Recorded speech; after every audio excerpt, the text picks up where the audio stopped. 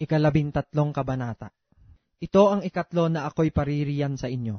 Sa bibig ng 2 saksi o ng 3 ay papagtibayin ang bawat salita.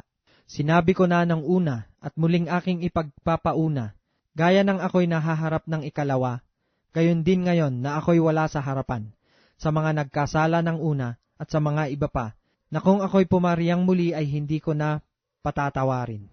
Yamang nagsisihanap kayo ng isang katunayan na si Kristo ay nagsasalita sa akin, na siya sa inyo'y hindi mahina, kundi sa inyo'y makapangyarihan, sapagkat siya'y ipinako sa krus dahil sa kahinaan.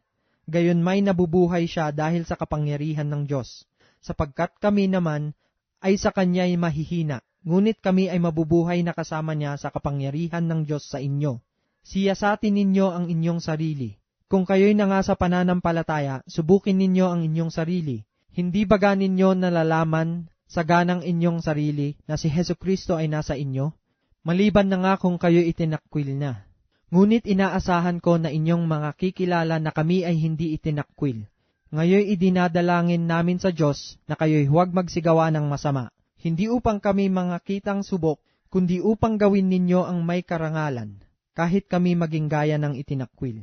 Sapagkat kami walang anumang magagawang laban sa katotohanan, kundi ayon sa katotohanan.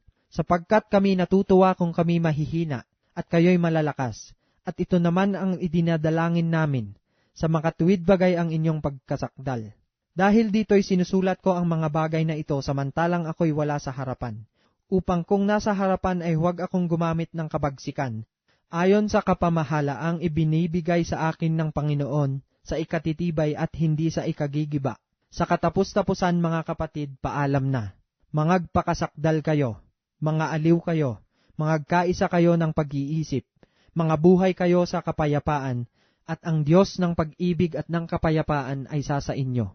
Mangagbatian ang isa't isa sa inyo ng banal na halik. Binabati kayo ng lahat ng mga banal. Ang biyaya ng Panginoong Hesukristo at ang pag-ibig ng Diyos at ang pakikipisan ng Espiritu Santo ay sumainyo nawang lahat.